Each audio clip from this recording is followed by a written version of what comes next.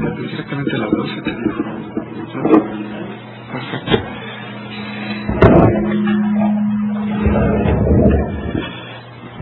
Muy buenos días. Buenos días a todos.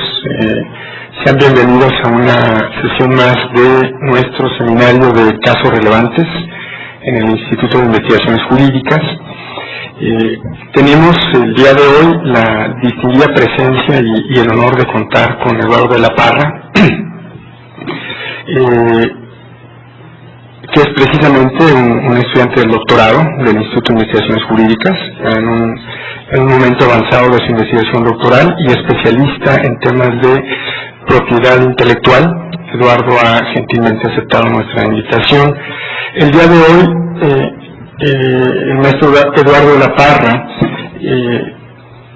nos expondrá los elementos más importantes de la contradicción de tesis 25/2005 PL. Se fue. Sí, bueno. Ya está nuevamente. Sí. Bueno, ¿me escuchan? ¿No?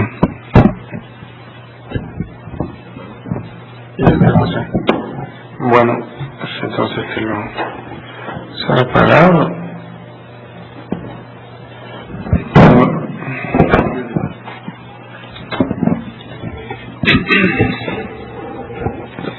Bueno, decía que el maestro de la Parra examinará la contradicción de tesis 25/2005 de la Suprema Corte de Justicia, que tiene a su vez un voto minoritario. Tendremos una exposición de aproximadamente 40 minutos. Una vez que concluyamos con la exposición, podemos pasar a una sesión de preguntas y respuestas. El seminario tiene, como ustedes recuerdan, para quienes nos han acompañado anteriormente, una dinámica en la que nuestros invitados pueden hacer preguntas al ponente o bien pueden hacer alguna precisión de carácter jurídico, de tal forma que esto pueda tomar la dinámica de un seminario. Los invitamos, es un seminario permanente, este es un anuncio adicional, es un seminario permanente, tenemos 2 sesiones todavía en lo que resta del año, una el 8 de noviembre me parece y otra a principios del mes de diciembre. Para quienes ya nos han acompañado anteriormente, tenemos la lista de asistencia aquí afuera, para que la firmen y tengamos su constancia al final del seminario por la asistencia con nosotros. No quisiera entretenerme más, vamos un poco retrasados, le cedo la palabra al maestro de la Parra. Maestro de la Parra, muchísimas gracias.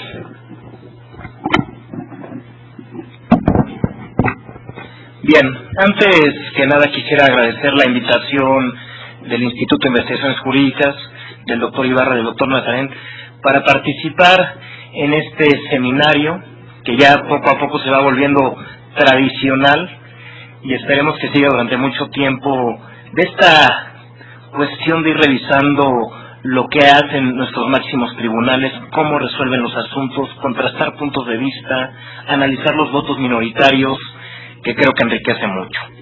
Pues bien, entremos al tema. La contradicción de tesis 25/2005 del Pleno de la Suprema Corte de Justicia de la Nación versó sobre derechos de autor, concretamente sobre un tipo muy particular de regalías que deben pagarse.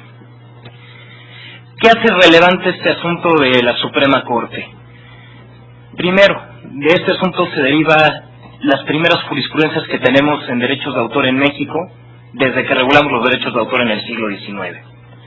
En segundo lugar, y de ahí deriva el título de esta sesión, la Suprema Corte utilizó argumentación de derechos fundamentales para resolver un asunto de derechos de autor, lo cual es algo relativamente novedoso. Pocos tribunales constitucionales lo están haciendo, algunos tribunales internacionales en materia de derechos humanos.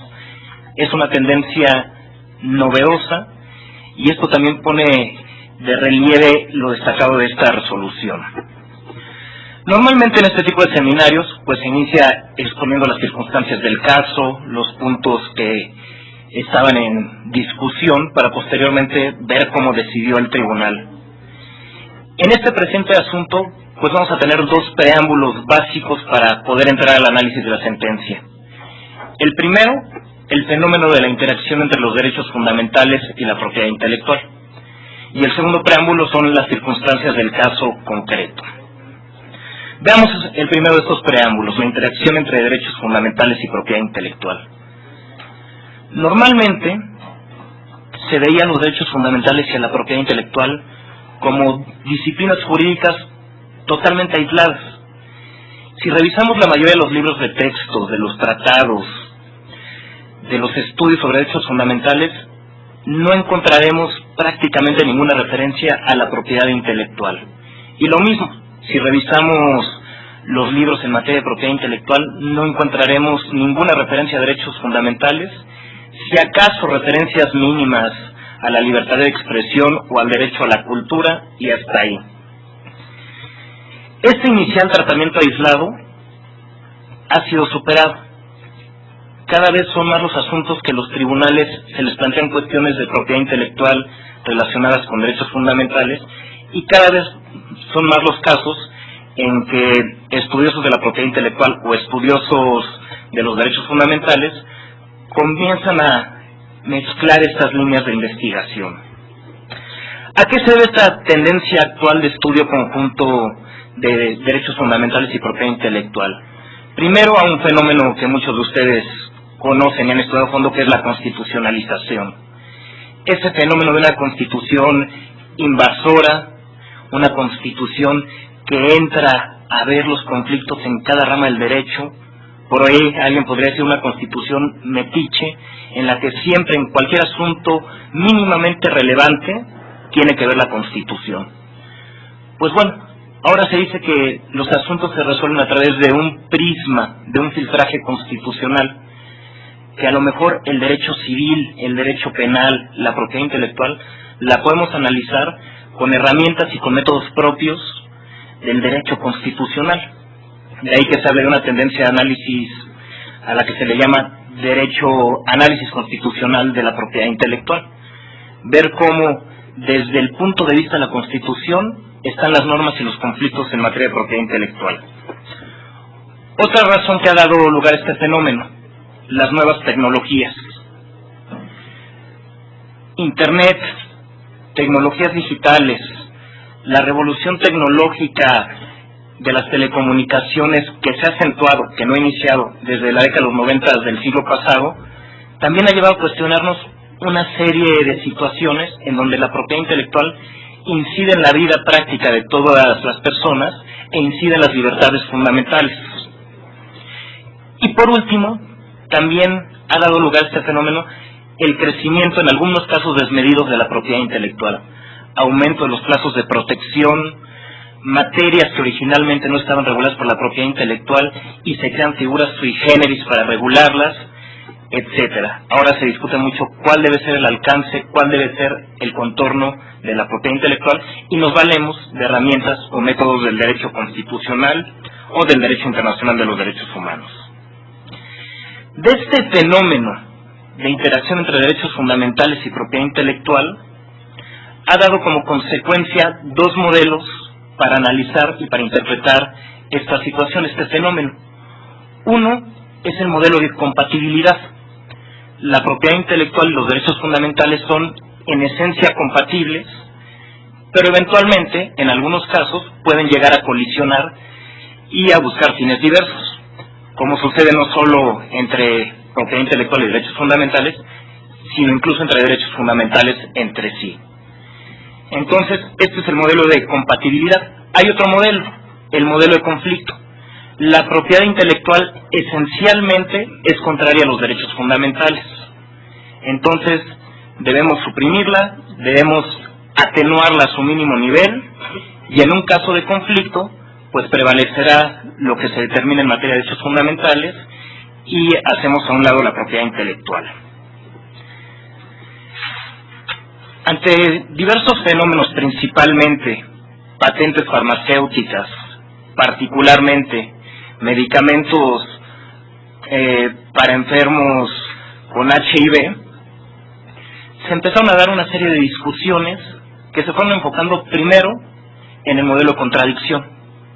Aquí la propiedad intelectual está bloqueando el acceso a la salud, al desarrollo de las personas, a un nivel de vida adecuado, etcétera.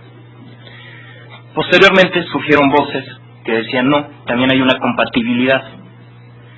Analicemos cómo se puede dar esta compatibilidad y poco a poco empieza a ganar más auge el modelo de compatibilidad. Un ejemplo muy claro es la observación general 17-2005 del Comité de Derechos Económicos, Sociales y Culturales de la ONU. El comité analiza la cláusula que se suele llamar de propiedad intelectual del Pacto Internacional de Derechos Económicos, Sociales y Culturales,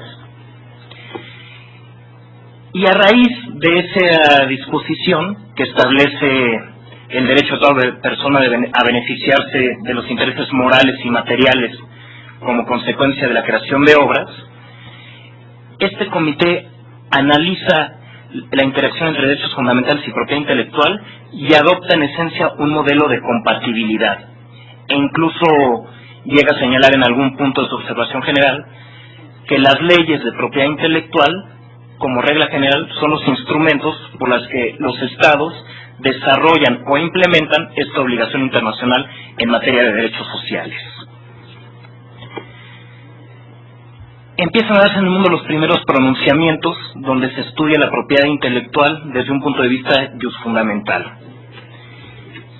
Uno de los casos más famosos del Tribunal Europeo de Derechos Humanos, el caso Anheuser-Busch contra Portugal de 2007. Vean nada más la fecha de 2007, es muy reciente esto. En ese asunto, el Tribunal Europeo de Derechos Humanos estableció que hay cierta protección fundamental a la figura de las marcas y que por lo tanto los estados, si no otorgan cierta protección a las marcas o si expropian de manera injustificada, aunque no es el término jurídico exacto, o si de alguna manera impiden el goce o imponen gravámenes injustificados para el disfrute de una marca, están violando el primer protocolo del Convenio Europeo para la Protección de Derechos Humanos y Libertades Fundamentales. Entonces ya tenemos un asunto que era un conflicto sobre la marca Budweiser de cerveza, que terminó resolviéndose en el Tribunal Europeo de Derechos Humanos, un foro raro para resolver controversias en materia de propiedad intelectual. Lo interesante, este caso del Tribunal Europeo de Derechos Humanos tiene como primer precedente un caso de la Comisión Europea de Derechos Humanos, en la época en que esta comisión era la puerta de acceso a ese tribunal. Ahora ya sabemos que no es así. Fue el caso Smith-Klein contra los Países Bajos de 1990 y versó sobre patentes. También se estableció que la legislación comunitaria en materia de derechos fundamentales impone cierta protección a las patentes. Este año hubo el primer pronunciamiento del Tribunal de Justicia de las Comunidades Europeas, que si bien no es en estricto sentido un tribunal de derechos fundamentales, en el caso Promusicae, de 29 de enero de este año, resolvió que existe un derecho fundamental a la propiedad, del que forman parte los derechos de propiedad intelectual como los derechos de autor. Entonces de ahí también se deriva cierta protección fundamental a los derechos de autor. En el ámbito latinoamericano, a muchos no les sorprenderá, el primer precedente importante lo tenemos en la Corte Constitucional Colombiana, que como bien sabemos es un tribunal constitucional muy avanzado, con argumentaciones muy interesantes. En ya varios casos, que van del año 2000 al 2005, este Tribunal Constitucional dijo, por lo menos los derechos morales de los autores son derechos fundamentales, y por lo tanto, la decisión andina sobre derechos de autor, al menos en lo que se refiere a la protección de los derechos morales, forman parte del bloque de constitucionalidad de Colombia, y por lo tanto, gozan de todas las garantías para su protección. Bueno, este es el contexto que se está dando en el mundo en cuanto al análisis de los derechos de autor en su vinculación con los derechos fundamentales. Antecedentes del litigio que ahora nos ocupa, de la contradicción de tesis 25-2005 de la Suprema Corte, que podríamos incluir, ya veremos más adelante, dentro de esta tendencia de analizar los temas de propiedad intelectual desde un punto de vista fundamental. Pues bueno, el antecedente es la promulgación en el año 2003 de una adición a la Ley Federal del Derecho de Autor, concretamente al artículo 26 bis de esta ley. ¿Qué nos dice este artículo? Me voy a permitir leerlo para ver cuál fue el texto que originó esta controversia. Artículo 26 bis, Ley Federal del Derecho de Autor. El autor y su causaviente gozarán del derecho a percibir una regalía por la comunicación o transmisión pública de su obra por cualquier medio. El derecho del autor es irrenunciable. Esta regalía será pagada directamente por quien realice la comunicación o transmisión pública de las obras, directamente al autor o a la sociedad de gestión colectiva que los represente, con sujeción a lo previsto en los artículos 200 y 202, fracciones quinta y sexta de la ley.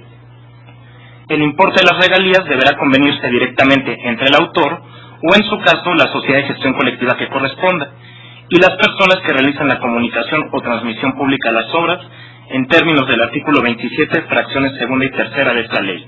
A falta de convenio, el instituto, se refiere al Instituto Nacional del Derecho de Autor, deberá establecer una tarifa conforme al procedimiento previsto en el artículo 212 de esta ley.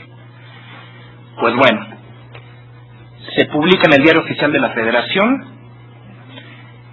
un grupo de exhibidores de cine, encabezados por Cinemex, Cinépolis, algunos exhibidores de Monterrey, empiezan a solicitar una serie de amparos impugnando la inconstitucionalidad de esta ley.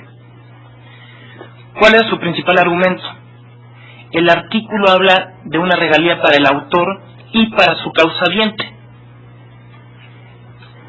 Esto, a decir de quienes solicitaron el amparo, era contrario a la Constitución, iba en contra de la seguridad jurídica, porque o se paga al autor o se paga al causaviente. Y por lo tanto, cuando nos dice el artículo se paga al autor y al causaviente, pueden darse lugar a dobles, triples, cuádruples, múltiples pagos. La verdad es que en el fondo de este asunto lo que se buscaba era que se declara inconstitucional la norma y librarse la obligación de pagar las regalías que normalmente venían pagando los exhibidores de cine. Se empieza a tramitar estos amparos, juzgados de distrito, en materia administrativa. La mayoría se sobreseen porque no había un primer acto de aplicación, tecnicismo de litigio en materia de amparo. Se empiezan a promover las revisiones correspondientes. En la mayoría de los casos se confirman los sobreseimientos, pero al final hay unos 3-4 casos que llegan a la Suprema Corte y se analiza el fondo del asunto. Entonces, Suprema Corte tenía que resolver sobre la constitucionalidad de este artículo 26 bis. Aquí me voy a permitir hacer un breve intermedio antes de analizar las posturas que se generaron en primera y en segunda sala de la Suprema Corte y que dieron origen a esta contradicción de tesis, para ver un punto que es importantísimo, que es la distinción entre derechos de explotación y derechos de simple remuneración. Nuestra ley federal del derecho de autor habla de derechos patrimoniales. Los que estudiamos la materia de la propiedad intelectual, cuando nos acercamos a un libro, cuando vamos a alguna conferencia, alguna charla, siempre se nos suele decir en forma casi religiosa, hay dos derechos, morales y patrimoniales. Sin embargo, la expresión derecho patrimonial es una expresión en algunos aspectos ambigua y que en otros aspectos nos puede llevar a errores, y más por la forma en que la utiliza nuestra ley federal del derecho de autor. Derecho patrimonial, siguiendo la dogmática clásica del derecho civil, sería cualquier derecho de contenido económico. Sin embargo, la ley federal del derecho de autor no le da esa connotación a la expresión derecho patrimonial, sino que derecho patrimonial es, de conformidad con la ley federal del derecho de autor, artículo 24, derecho de contenido económico de carácter exclusivo. Aquí es donde viene el matiz. ¿Por qué es un derecho exclusivo? Porque nos permite controlar los usos de la obra. Nos da una exclusividad sobre la obra literaria, musical, etcétera, y el que sea el titular de ese derecho puede autorizar que la música se toque en un lugar o que no se toque, que el libro, que la obra literaria se reproduzca o no se reproduzca, se comunique públicamente por internet, existe una transformación mediante una traducción, forme parte de una compilación, etcétera. Hay un control sobre la obra. Por eso se habla de derechos exclusivos, de un jus prohibendi, que al igual que un derecho de propiedad tradicional, nos da un poder sobre la obra. Estos derechos económicos de carácter exclusivo, en la doctrina y en legislaciones más avanzadas, se les llama derechos de explotación. Pero también hay otro tipo de derechos de contenido económico que no nos dan esta posibilidad de controlar la obra, sino que simple y exclusivamente nos facultan para cobrar cantidades de dinero cada vez que se utilice la obra. Estos derechos se llaman derechos de simple remuneración. Ejemplo, el primer derecho de simple remuneración, el más conocido, el droit de suite, surgido en Francia. Cada vez que se revenda el original de un cuadro, de una escultura, da lugar a que se pague un porcentaje del fruto de la reventa a favor del autor o de sus sucesores mortis causa. El autor ya no podrá impedir que se haga la reventa, que se realice la subasta, pero sí podrá cobrar una cantidad de dinero. No tiene ya un derecho de explotación, un derecho exclusivo, pero conserva un derecho de remuneración para cobrar ingresos económicos por ciertos usos de su obra. Pues bien, nuestra ley, cuando utiliza la expresión derechos patrimoniales, la utiliza como sinónimo de derechos de explotación. Veamos rápidamente el artículo 24, que fue muy importante al momento en que la Suprema Corte resolvió el asunto, que nos dice: en virtud del derecho patrimonial, corresponde al autor el derecho de explotar de manera exclusiva sus obras, o de autorizar a otros su explotación, en cualquier forma, dentro de los límites establecidos por la presente ley, y sin menoscabo de la titularidad de los derechos morales a que se refiere el artículo 21 de la misma. En los litigios que se empezaron a dar en los juzgados de distrito, se cuestionó el derecho que establece el artículo 26 bis a cobrar regalías. ¿Es un derecho de explotación o es un derecho de remuneración? Se le debe dar el mismo tratamiento que a los derechos patrimoniales que establece la ley, los derechos de explotación. Hoy estamos introduciendo categorías novedosas en nuestra ley. Esta cuestión de distinguir derechos de explotación y derechos de remuneración, si lo vemos en los países de la Unión Europea, si lo vemos en muchos países latinoamericanos, no genera mayor conflicto. Incluso hay leyes como la paraguaya, como la nicaragüense, desde luego la alemana, la española, que establecen claramente los tres tipos de derechos: de explotación, morales y de simple remuneración. Cuando en México se empezó a hablar de derechos de simple remuneración, se generó ruido. Los tribunales dijeron: a ver, ¿qué es esto?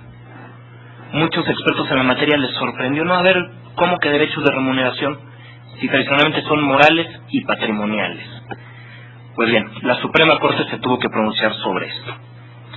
Veamos la postura de la primera sala.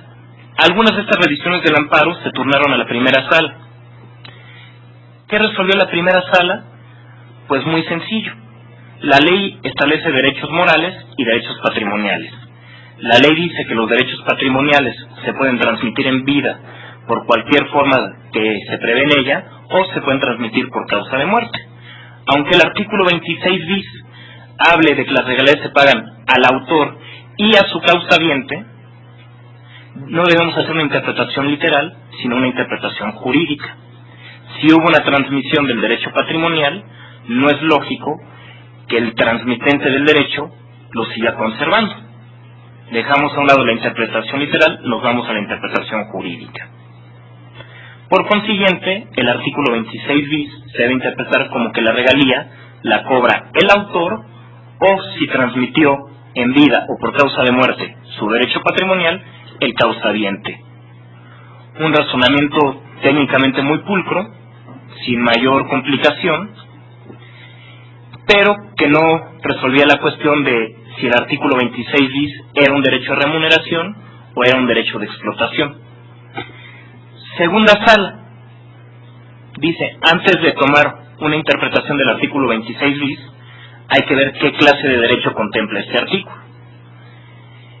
Se hace un análisis con apoyo en doctrina principalmente extranjera, con un estudio de la estructura del derecho subjetivo en sí, y segunda sala llega a la conclusión que es un derecho de simple remuneración.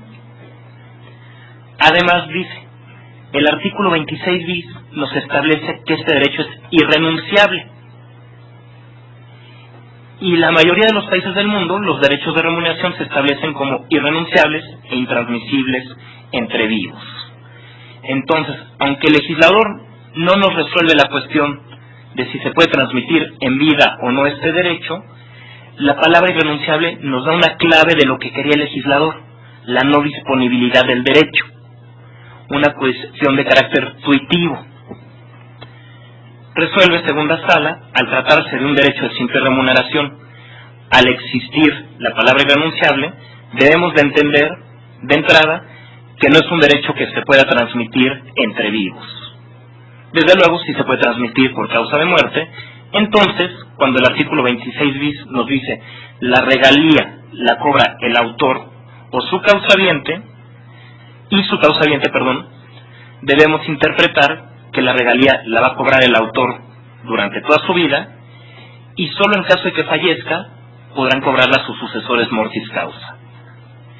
Ambas salas coincidieron en que no debe interpretarse literalmente el artículo 26 bis, sino hacer una interpretación jurídica, pero tuvieron un punto de contradicción.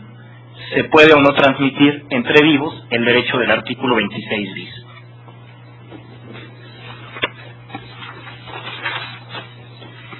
El ministro Juan Díaz Romero denuncia la contradicción de tesis, se turna al Pleno, y en esta contradicción de tesis había varios puntos a debatir, si bien el central era la intransmisibilidad o no del derecho a regalías durante la vida del autor, pues varias cuestiones adicionales de la argumentación que dio una y otra sala. Por ejemplo, se debía discutir si en México existen o no derechos de simple remuneración. Si se encontraba una respuesta satisfactoria, responder si el artículo 26 bis contemplaba un derecho de este tipo o un derecho de explotación. Una vez resuelto esto, si este derecho es intransmisible entre vivos o no. Otro punto, ¿quién debe pagar estas regalías? ¿Quién tiene el derecho a cobrarlas? ¿Existen diferencias con las regalías contractuales, es decir, aquellas que se pactan en un contrato como consecuencia de transmitir o licenciar derechos de explotación? Y finalmente, un aspecto muy interesante, criterios hermenéuticos para interpretar la ley federal del derecho de autor. Se elaboraron 3 proyectos de sentencia. El asunto fue turnado a la ponencia de la ministra Luna Ramos, Margarita Beatriz Luna Ramos. Se establece un primer proyecto de sentencia en el que se dice, sí, hay 3 tipos de derechos en la ley federal del derecho de autor. Hay derechos de simple remuneración, el del 26 bis es un derecho de simple remuneración y es un derecho que no se puede transmitir en vida. Posteriormente se elabora un segundo proyecto en donde se introducen ya razonamientos de carácter fundamental. Se llega a la conclusión de que sí es un derecho de simple remuneración, de que no se puede transmitir entre vivos, pero para llegar a esa conclusión se hace un análisis de los principios constitucionales que rigen la materia de la propiedad intelectual y de los tratados internacionales en materia de derechos humanos celebrados por México y que forman norma suprema de la Unión por incorporación y que por lo tanto también deben tomarse en cuenta. se hace un tercer proyecto en donde la ministra Luna Ramos cambia de opinión y dice, no, este derecho sí se puede transmitir entre vivos. Pero curiosamente deja intacta la argumentación del segundo proyecto, la argumentación fundamental que había llevado a una postura más tuitiva a favor de los autores. Por eso, si leemos la ejecutoria, podemos ver que toda la ejecutoria nos va llevando un sentido de favorecer al autor, pero al final se da un vuelco, pero no se puede transmitir en vida. ¿Cuál es el contenido, ahora sí, de esta sentencia, de esta resolución de la Suprema Corte? Primero, y lo que más nos llama la atención, es la interpretación con base a principios constitucionales y tratados en materia de derechos humanos. Aunque era una contradicción de tesis, en un asunto de mera legalidad, la Suprema Corte dijo, me voy a poner en mi postura de Tribunal Constitucional. Voy a analizar esta controversia desde el punto de vista de la Constitución y de los derechos fundamentales. Pues bueno, ¿qué normas debo tomar en cuenta? Primero, artículo 28 constitucional, la regulación de los privilegios que se conceden a los autores. Artículos 6 y 7, libertad de expresión. Artículo 5, libertad de contratación. ¿Qué tratados internacionales debo tomar en cuenta? Pacto Internacional de Derechos Económicos, Sociales y Culturales. Toda persona tiene derecho a que se protejan sus intereses morales y materiales como consecuencia de haber creado una obra. Disposición similar del Protocolo de San Salvador. Y además, aunque no se fundamentó directamente en esas normas, pero las invocó, Declaración Universal de Derechos Humanos, artículo 27, que también contiene una disposición en este sentido. Ya que tiene todos los principios constitucionales, empieza la Suprema Corte en su ejecutoria a decir, bueno, ¿para qué protegemos a los autores? Y curiosamente retoma las ideas de Peter Haberle, lo cual es muy interesante, y en particular retoma la noción de Estado cultural, que es una postura muy particular, muy desarrollada por este investigador alemán, y que además es muy propicia para el estudio y para el desenvolvimiento de los derechos de autor. Es más, el propio profesor Haberle toca el piano, a veces compone. Entonces, estas concepciones culturales las retoma la Suprema Corte y las incorpora en su ejecutoria. Posteriormente distingue entre derechos de explotación y derechos de simple remuneración. Aquí es muy interesante unos párrafos en donde, ante el problema de que nuestra ley habla de derechos patrimoniales, y ante esta costumbre de hablar de derechos patrimoniales, pero también ante el fenómeno de encontrar que si hay derechos de contenido económico estructuralmente diferentes a los derechos patrimoniales tradicionales, es decir, a los derechos de explotación, nos hace una clasificación y nos dice la Suprema Corte. Ahora bien, también resulta importante precisar que parte de la doctrina académica destaca una categoría adicional de derechos de contenido económico o patrimoniales, lato sensu. Ya nos dice, hay derechos económicos lato sensu que se dividen en derechos de explotación y derechos de remuneración.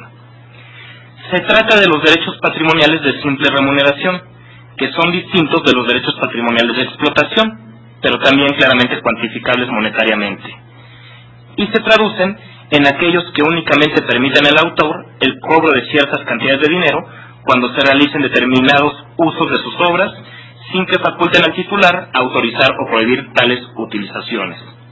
Posteriormente cita el droit de suite, incluso con la denominación francesa y con la que tradicionalmente se le conoce en la academia, y concluye: es posible establecer que el derecho a regalías del artículo 26 bis de la Ley Federal del Derecho de Autor corresponde a la categoría de los derechos de contenido económico o patrimoniales lato sensu, al presentar las notas apuntadas, máxime que el legislador ha incluido dentro del capítulo tercero de los derechos patrimoniales de dicho ordenamiento legal al derecho de regalías por comunicación pública. El derecho de regalías de referencia es, así, un derecho que presenta una clara y visible dimensión patrimonial, con independencia de sus diferencias con los derechos patrimoniales de explotación, que enseguida se precisan. Hace una serie de distinciones, principalmente el carácter exclusivo y no exclusivo de uno y otros derechos, y concluye: como se verá a lo largo de las consideraciones de esta decisión, el derecho de regalías a que hace alusión el artículo 26 bis de la Ley Federal del Derecho de Autor es un mero incentivo económico a favor del autor, aunque de carácter irrenunciable. Es decir, los autores tienen sus derechos de explotación y en algunas circunstancias el legislador puede darles derechos adicionales, incentivos económicos adicionales, como en este caso el derecho a regalías por comunicación pública. Una vez dicho eso, la Suprema Corte establece que el derecho de simple remuneración, contenido en el artículo 26 bis, sí puede transmitirse por actos entre vivos. Vean cómo toda la argumentación nos llevaba a una protección al autor y de repente nos dicen no, sí se puede transmitir por actos entre vivos. Esto significa que prevaleció en este punto el criterio de la primera sala.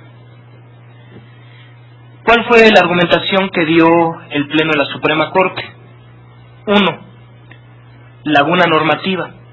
El artículo 26 bis dice que es irrenunciable, pero nunca nos dice nada respecto a su transmisibilidad. Aquí hay una cuestión argumentativa muy interesante. Cuando tenemos lagunas jurídicas, podemos dar el argumento en uno o en otro.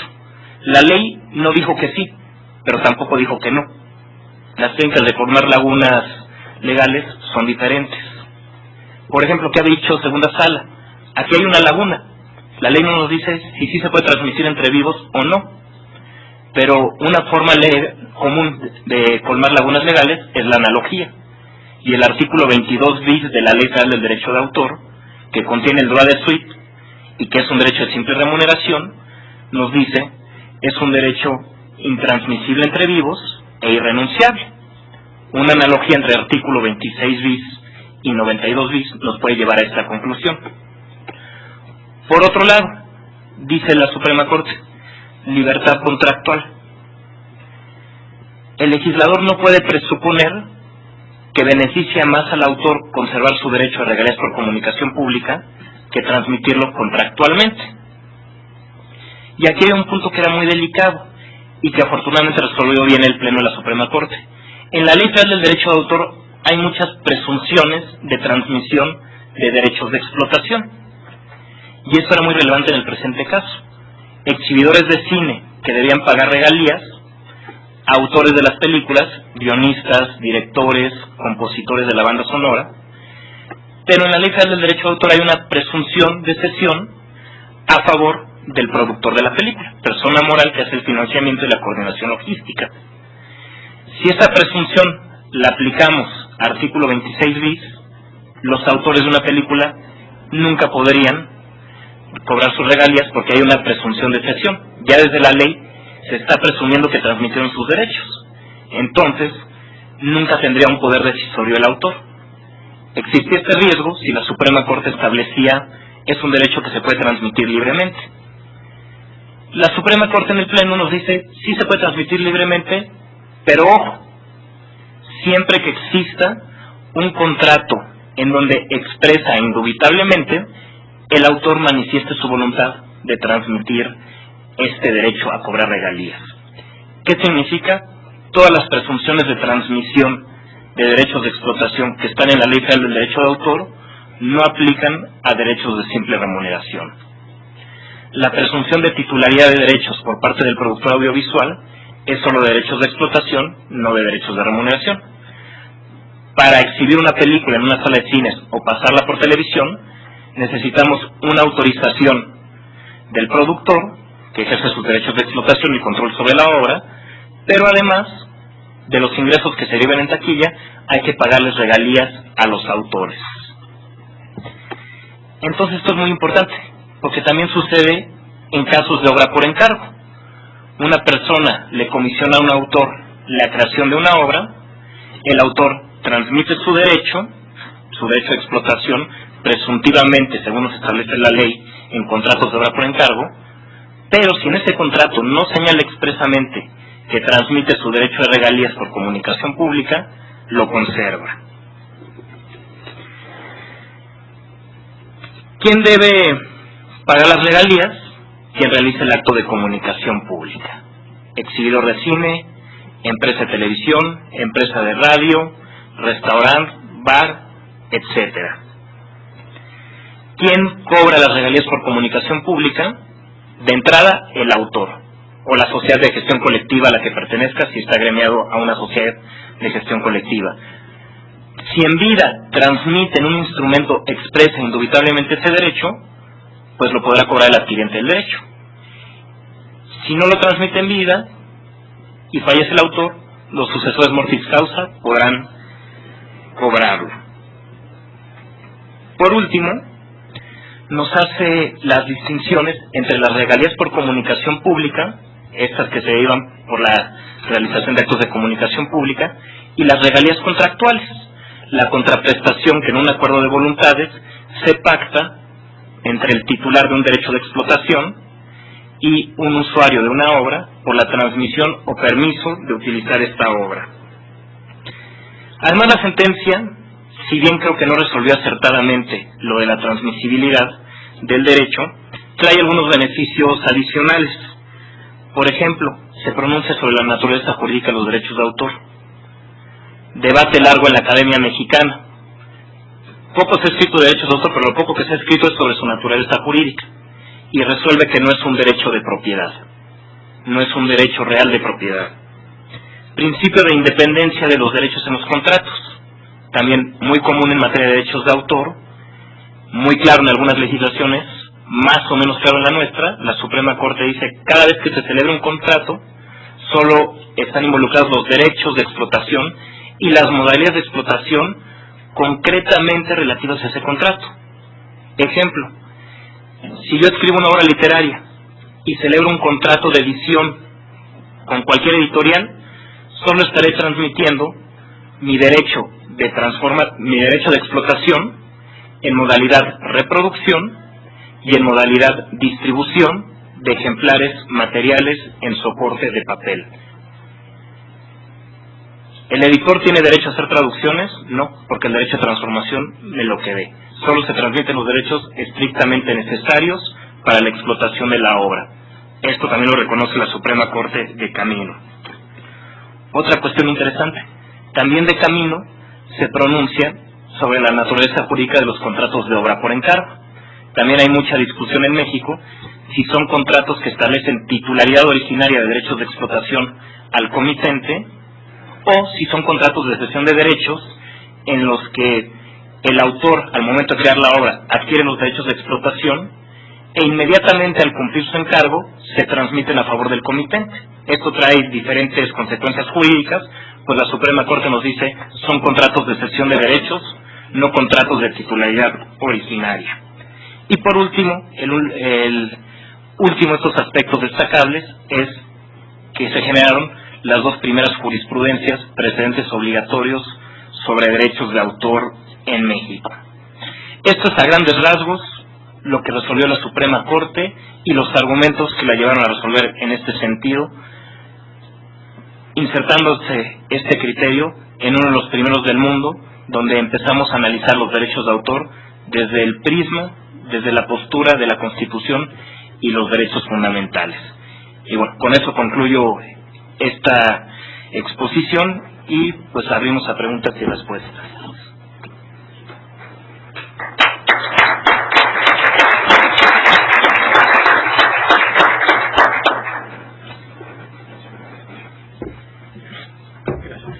Sí, bueno.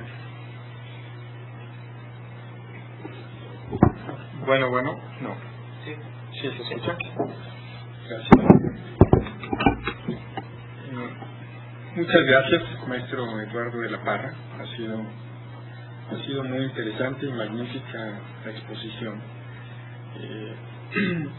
Me faltó decir al inicio que el maestro de la Parra participó muy de cerca en este asunto, hasta donde yo tengo conocimiento, si no me equivoco, el maestro La Parra estuvo vinculado al juicio correspondiente en el cual se resolvió esta contradicción de tesis, pero no ser muy preciso en esto.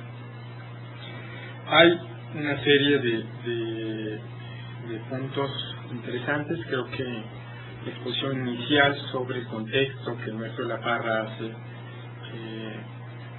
de cómo los asuntos de propiedad intelectual han sido resueltos en algunos tribunales nos permite contextualizar muy bien el presente asunto. En el caso mexicano creo que nos acerca, nos ubica en la situación en la cual nos encontramos. Parece ser una sentencia muy importante, una sentencia que sienta principios significativos para los derechos en el futuro de México. Yo quisiera pasar a continuación a la etapa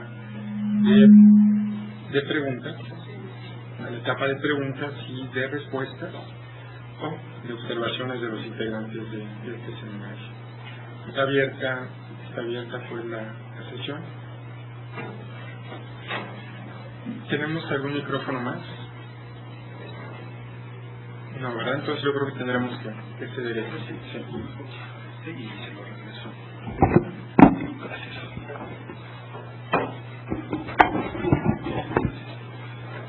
Eduardo, muchas gracias. Brillante exposición, te tengo que felicitar. Fuiste mi maestro y bueno.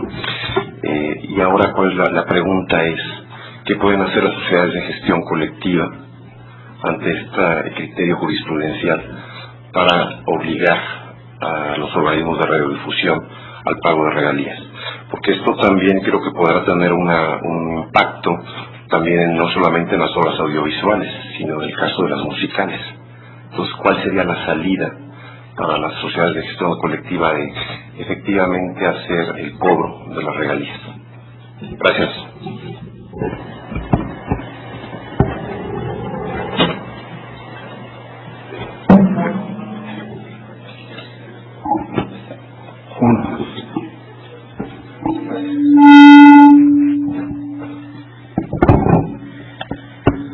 Bueno, esto nos lleva a otro asunto que acaba de resolver la primera sala de la Suprema Corte de Justicia.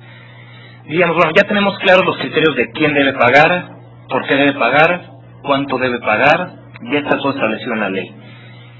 Si un deudor de pago no quiere cubrir sus regalías, pues tenemos desde los primeros acercamientos un requerimiento de pago con una carta, quizá con un notario, alguna junta de avenencia entre el Instituto Nacional del Derecho de Autor para aprovechar estas formas alternativas de solución de controversias, pero si no, posteriormente, pues cobrar el adeudo. ¿Cómo cobramos el adeudo judicialmente? Pues presentando una acción de carácter civil. ¿Y por qué digo que esto nos lleva a otra resolución reciente de la Suprema Corte, que también da mucho de qué hablar bajo el prisma de los derechos fundamentales? Porque este año la Suprema Corte de Justicia, afortunadamente en tesis aislada primera sala, resolvió que los asuntos de derechos de autor no se pueden tramitar ante Poder Judicial Federal o Poder Judicial de los Estados.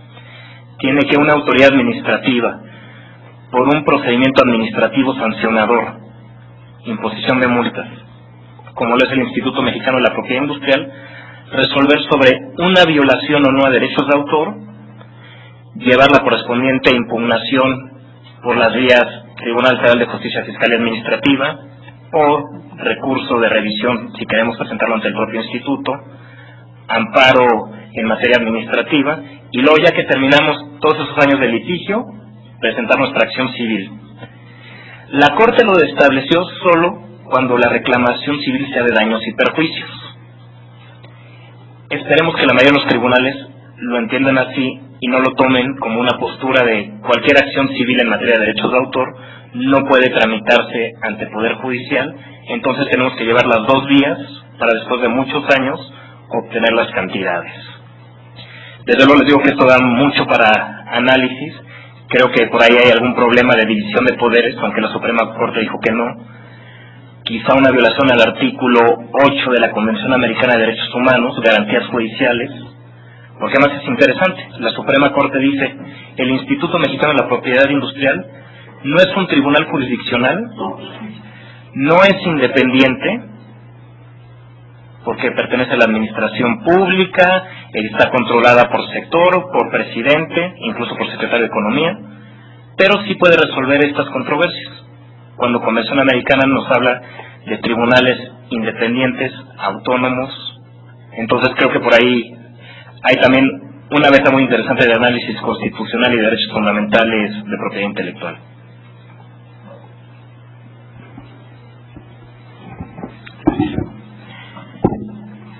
Muchas gracias.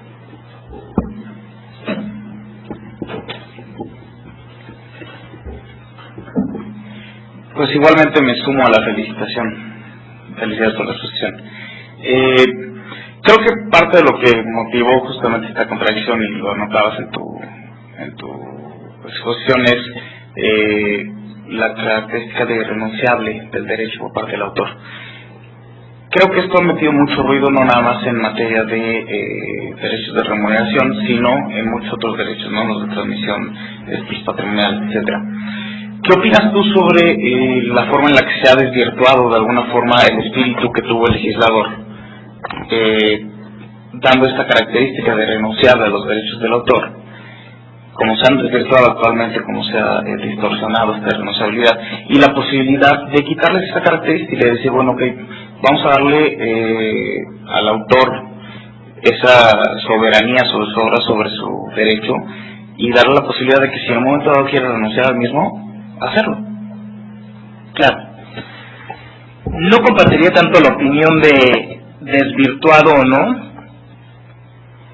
Creo que el argumento va por dos caminos. Uno, sí, derechos de remuneración de contenido económico irrenunciables, y por otro lado, derechos de explotación con ciertas restricciones contractuales en cuanto a su disposición. Disposición onerosa, disposición sujeta a un plazo que no puede exceder como regla general de 15 años, etcétera. Vayamos primero en el caso de estas cuestiones contractuales.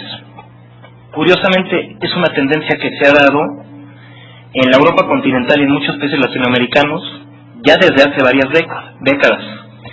Estaba leyendo el otro día un libro muy interesante publicado aquí por el Instituto, que se llama Constitucionalización del Derecho y Neoconstitucionalismo, del profesor Barroso, brasileño, en donde nos habla de las diversas etapas por las que ha transitado la relación entre el derecho constitucional y el derecho privado. Una primera etapa de total divorcio. Es más, el Código Napoleón era lo que regía, el Código Civil era lo que regía las relaciones entre los ciudadanos, y la Constitución era un documento político que podría ser la directriz para la actividad del Estado, pero hasta ahí. Una segunda etapa, de la cual nos habla mucho León Duguit, la socialización del derecho privado.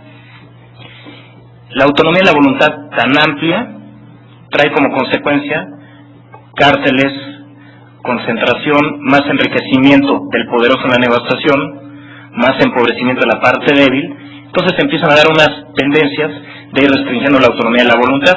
Nuestro Código Civil del 28 es uno de los ejemplos de cómo se empieza a dar esta tendencia. La tercera etapa es la constitucionalización del derecho privado.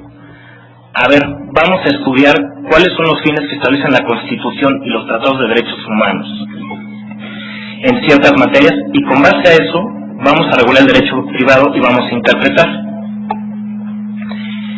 Materias como el derecho de consumo, como el derecho de los arrendatarios, algunas cuestiones de carácter familiar, eso ya sin hablar de ámbitos muy tradicionales como el laboral, llevan a que sí en ciertos casos se admite una limitación a la autonomía y la voluntad. Ahora, ¿cómo evitar que esa limitación a la autonomía y la voluntad pueda llegar a excesos? Pues lo que nos dicen es, apliquemos principio de proporcionalidad. Si vamos a tener por un lado el principio constitucional de libertad de contratación y por otro lado principios constitucionales que ya reconoce aquí la Suprema Corte como protección de los intereses morales y materiales de los autores, hay que ir analizando caso a caso concreto si la restricción a un derecho es justificado o no, si el fin que se buscaba era justificado o no, y en la medida de lo posible. Postura muy personal. Creo que, por ejemplo, que la ley establezca los plazos de los contratos es válido. Creo que el autor que recupere cada cierto tiempo sus derechos es válido. Que la ley nos establezca la regla de onerosidad siempre en todo contrato en materia de derechos de autor, creo que a lo mejor ahí sí podría ser desproporcional. Creo que sí puede haber casos en donde se pudieran transmitir derechos o se concedieran autorizaciones en forma gratuita. Y quizá buscar ahí algunas salvaguardas, que la cesión o la licencia fuera no exclusiva, que hubiera cierto tipo de cuestiones, a lo mejor eso sí podría ser desproporcional. Ahora, por el lado de los derechos de simple remuneración, ¿cuál ha sido la característica esencial de estos derechos desde el droit de suite que le dio origen? Pues bueno, lo que busco precisamente es que en una negociación, en un cuartito oscuro entre 5 personas y un autor en la esquina, no por salir de esa presión psicológica que existe, me transmita el derecho a remuneración. Si yo estoy creando este beneficio económico adicional, como le llama la Suprema Corte, es porque quiero que beneficie al autor. En la sesión fue muy interesante, en la sesión del Pleno, cuando se discutió el asunto, la postura que dio el ministro Góngora Pimentel, que dijo, aquí lo que lleva al legislador en ciertos casos a establecer este derecho como irrenunciable es porque hay una cuestión de carácter alimentario. Lo que está buscando el legislador es que a las personas físicas de carne y hueso autor, que son de las cosas que también hay que distinguir, tenga un elemento mínimo para subsistir.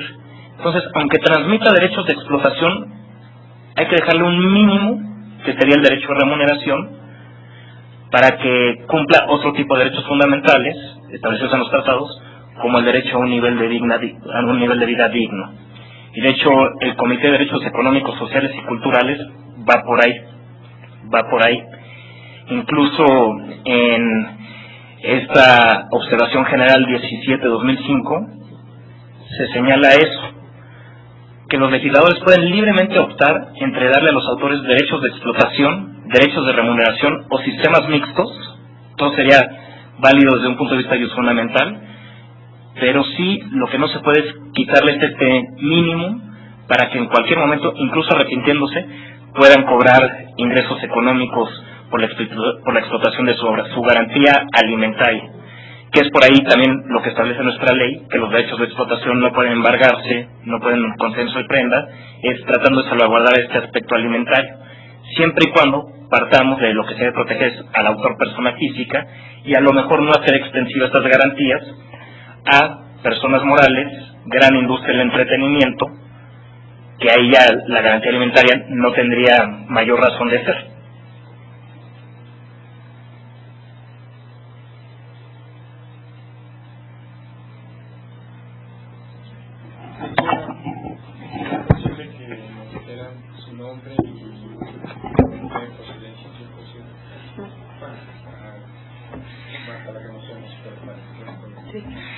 Buenas tardes, me llamo Marta Jiménez, estoy haciendo también mi doctorado aquí en propiedad intelectual y soy de Paraguay. Una de las primeras cosas que me llamó la atención cuando llegué a México y cuando llegué a hacer este posgrado es el tema de la primacía de la Constitución por encima de todas las demás leyes. Entonces, en mi país está reconocida la supranacionalidad desde el año 92 con nuestra nueva Constitución. Eso significa que por encima de nuestra Constitución están los tratados internacionales.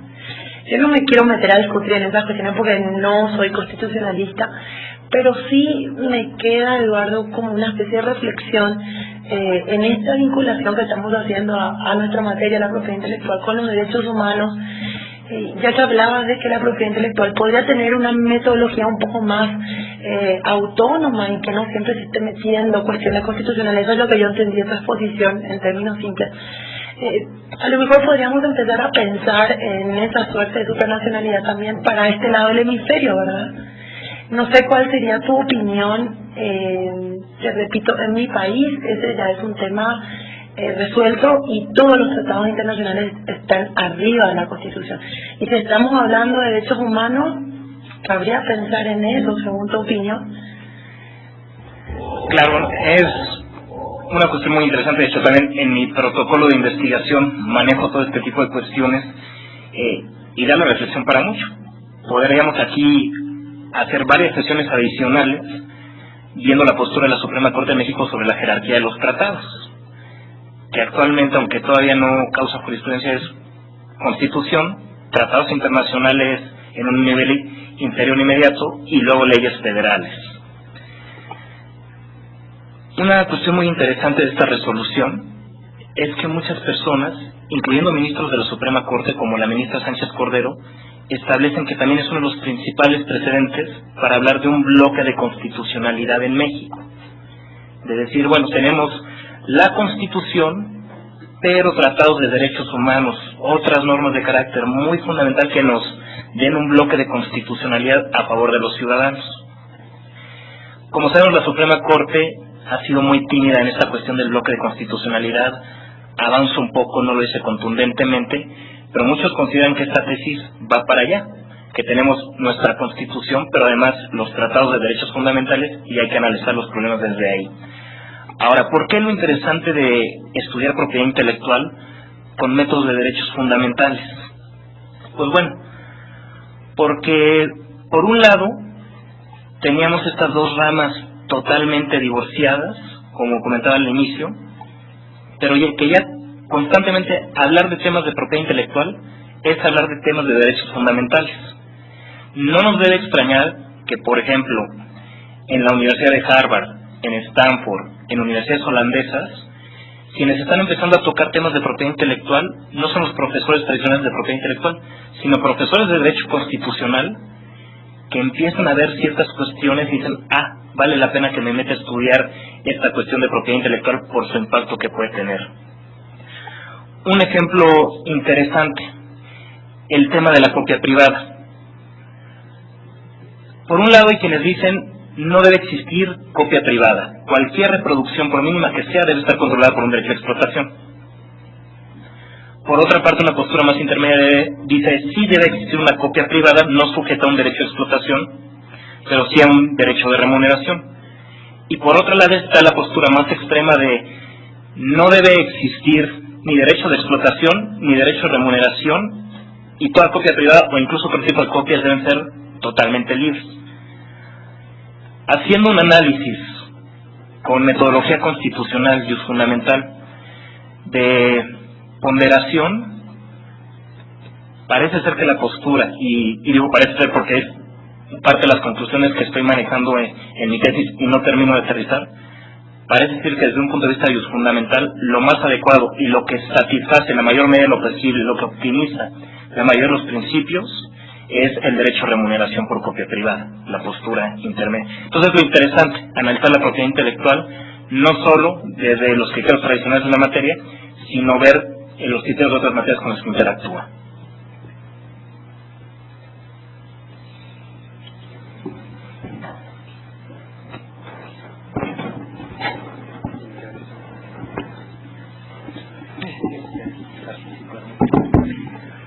Quería comentar algo que no sé si te acuerdas de cómo argumentó Sergio Aguirre en esta parte, que la irrenunciabilidad no implicaba la transmisibilidad.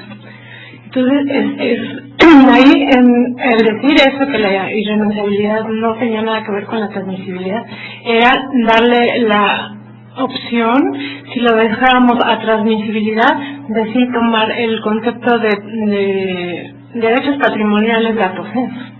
Y entonces ya no se iba a poder abrir la vertiente de decir, bueno, los derechos de simple remuneración entra en una teoría tripartita dentro de la naturaleza de los derechos de autor. Y también quería comentarte, a ver qué opinas, que siguen las autoridades también pensando que esos derechos de simple remuneración derivados de un derecho patrimonial, con esa partecita de que la irrenunciabilidad no implica la transmisibilidad de los derechos.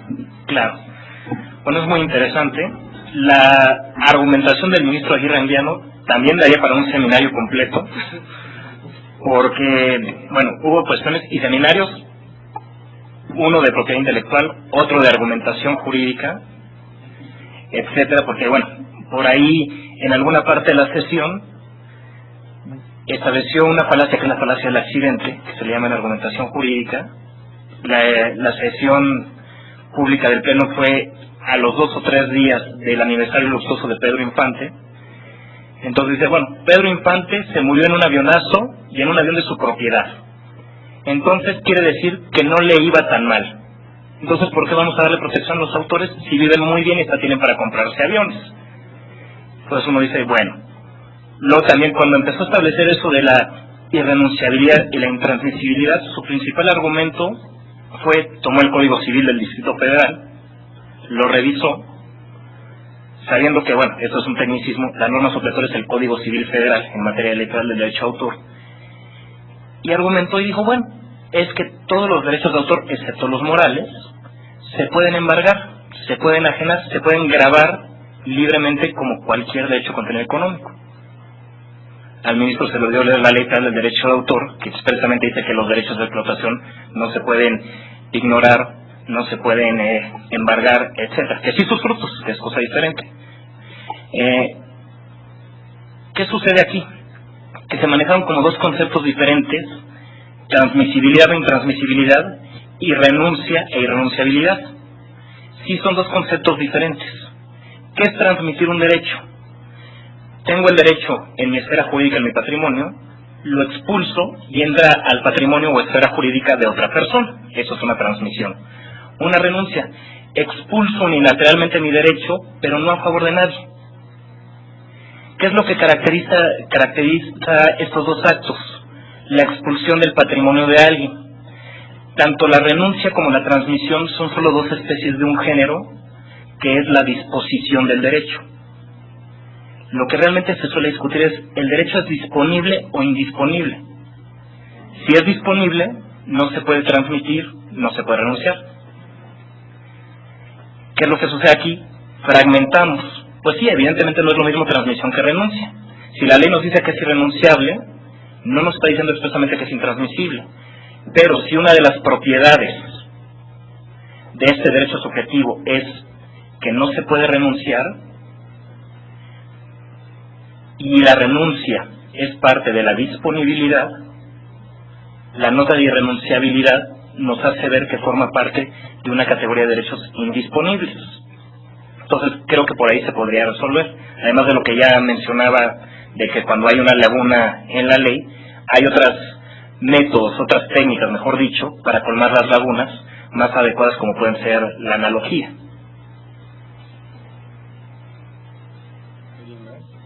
Se me olvidaba contestar la última parte de lo de las autoridades. Sí, efectivamente, aquí seguimos con el resabio y la tradición de muchos años que son morales y patrimoniales, pero no solo la tesis, la ejecutora, sino las tesis mismas que se desprendieron, sí nos distinguen claramente entre ambos derechos, y sí nos distinguen entre las regalías contractuales, las que se deriva del acuerdo de voluntades, de las regalías legales, que por ejemplo por ahí en Europa se les llama statutory royalties, porque no surgen de un contrato, sino surgen de la propia ley. Entonces es cuestión de difundir esta sentencia y de en cada asunto y en foros como este explicar el alcance. ¿Alguien más? Yo tengo una. Yo creo que con este micrófono. Mi pregunta está relacionada indirectamente con el tema. No es precisamente el punto relativo a la sentencia de la Corte, está relacionado con ella. No soy un especialista en estos temas, pero tengo algunas inquietudes sobre la cultura, que es un área que a mí en lo particular me interesa y me preocupa. Puedo percibir, si estoy en lo correcto después de revisar la sentencia y después de haberte escuchado, Eduardo, que en México estamos dando pasos significativos, por lo menos en la Corte, para la protección de estos derechos. En esta materia en particular tenemos una sentencia afortunada. En otras materias de derecho en otro tipo de derechos no hemos tenido el mismo éxito, pero en particular en esta materia de derechos de propiedad intelectual, derechos de autor, derechos de simple remuneración, etcétera, tenemos un avance significativo. Veo, por ejemplo, que también tenemos en nuestra ley una protección de 100 años, y es el tema paralelo al cual quiero llegar. Tenemos una protección de 100 años a la obra intelectual de los autores. Yo no conozco otro país que tenga 100 años en la protección a sus derechos. Y si hacíamos referencia hace un momento a la reflexión de Haberle sobre el derecho a la cultura, estoy convencido de que si nuestras obras se van a poder divulgar, las obras hechas en español, en México, que son producto de nuestra cultura, nuestra obra literaria, nuestra obra musical, nuestra obra artística de con muy diversas manifestaciones, solo se podrá difundir en el dominio público hasta dentro de 100 años. Es una reforma que impulsó Fox, yo creo con la intención de decir que protegíamos los derechos de autor en México, cuando en realidad tenemos un gran mercado de piratería, donde es el más significativo del continente. Pero me preocupa, y ahí es a donde yo quisiera llevar esta reflexión, me preocupa que nuestra cultura, con estas limitaciones, pase al dominio público hasta dentro de 100 años, por lo menos las obras recientes. Desde luego antes eran 70 o 75, y solo las obras producidas creo que de 1930 en adelante, la ley lo establece. Estamos creando un derecho relativo a la persona, me parece muy duro en México, en esta constitucionalización del derecho privado, que además me parece muy interesante. Parece ser que vamos, no sé si pudiera yo señalarlo, vamos al inverso. Estamos creando un derecho individual muy duro, ¿sí?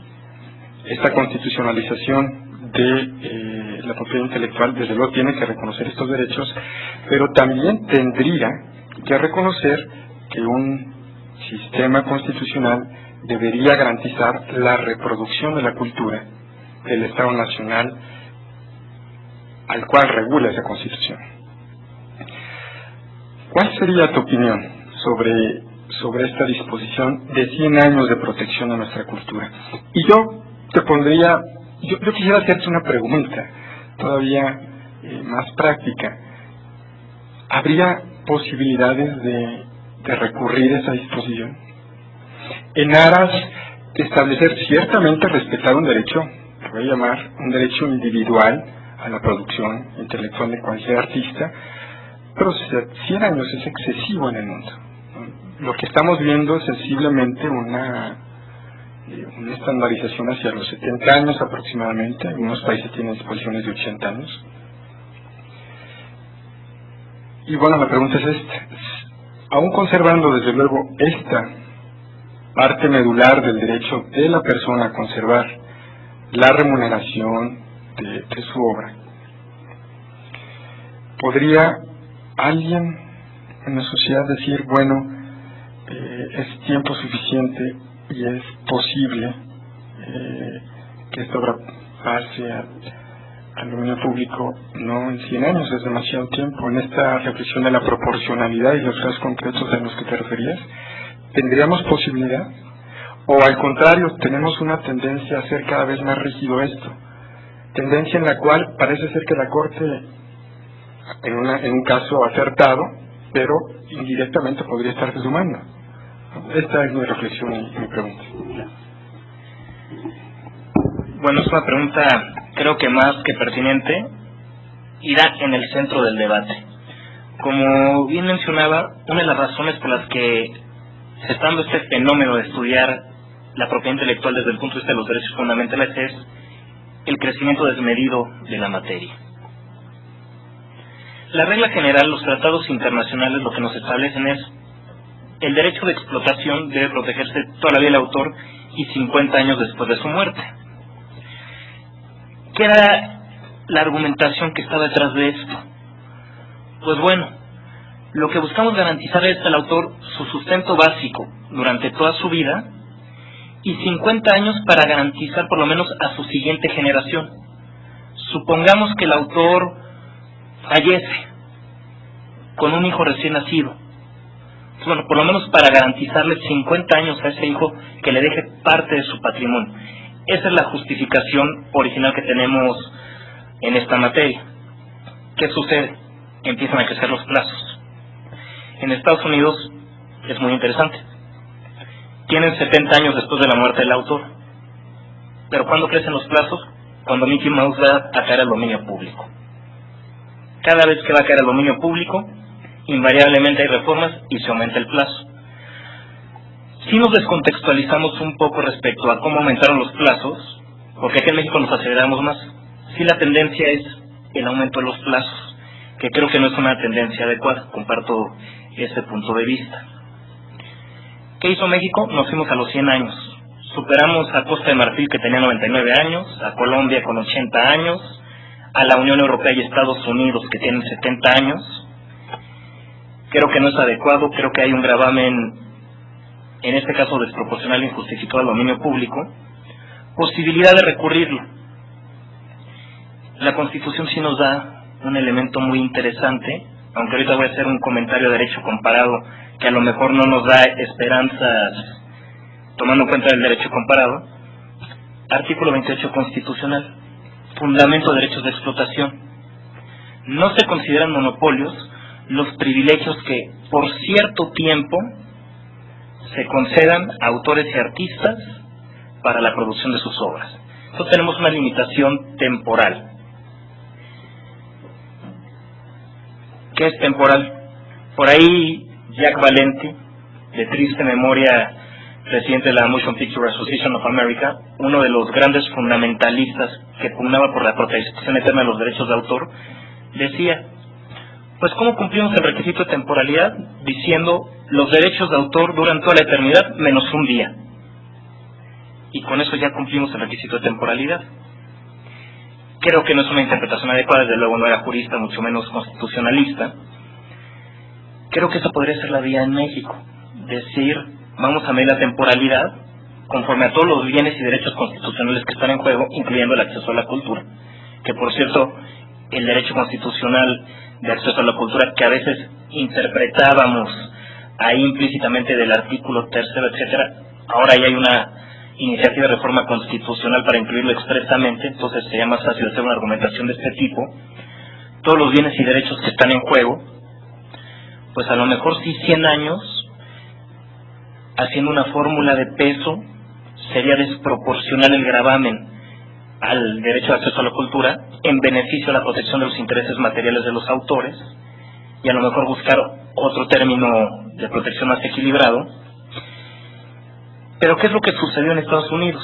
Nuestra cláusula de propiedad intelectual, el artículo 28 constitucional, párrafo 9º, está extraída de la cláusula constitucional de propiedad intelectual de la Constitución de Estados Unidos, que establece igual, se faculta al Congreso para legislar en materia de los derechos que se concedan a los escritores y se establece el límite temporal. Hay un caso muy famoso, de los más importantes de la Suprema Corte de Estados Unidos, que detonó mucho el debate en materia de propiedad intelectual, que es el caso Elder. Era un caso que versaba sobre dominio público y sobre el aumento del plazo de protección en Estados Unidos de 50 años post-mortem auctoris a 70 años. Y como les decía, curiosamente, porque Mickey Mouse iba a caer al dominio público en 2004, entonces en 1998 se publica esta ley, la Sonny Bono Term Extension Act, que aumenta a 20 años más. Se aumenta a todas las obras. Eldred, una persona que tenía un proyecto muy interesante de digitalización de bibliotecas y de obras de dominio público, se siente afectado, impugna la inconstitucionalidad de este aumento en el plazo de protección. Su argumento central era de, si cada cierto tiempo vamos a estar aumentando, pues íbamos a llegar a una protección no temporal, sino una protección virtualmente perpetua. Mucho gravamen al acceso a la cultura, mucho gravamen al dominio público. Esto no es proporcional, desde luego no en esos términos se planteó. Suprema Corte de Estados Unidos dijo, no, es perfectamente constitucional la norma. ¿Por qué? Porque la Constitución habla de temporalidad. ¿Qué nos puede llevar a justificar que 50 años sí es válido constitucionalmente y 70 no. ¿Dónde dejamos la libertad del legislador para configurar la norma constitucional? Y eso también nos lleva a un debate muy interesante en México. ¿Hasta qué punto la Constitución nos manda todo y el legislador tiene una camisa de fuerza o no?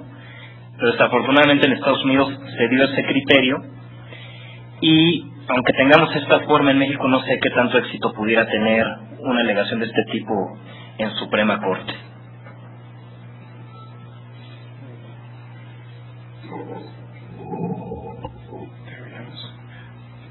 Muchas gracias, Eduardo. Ha sido un gusto muy grande escucharte.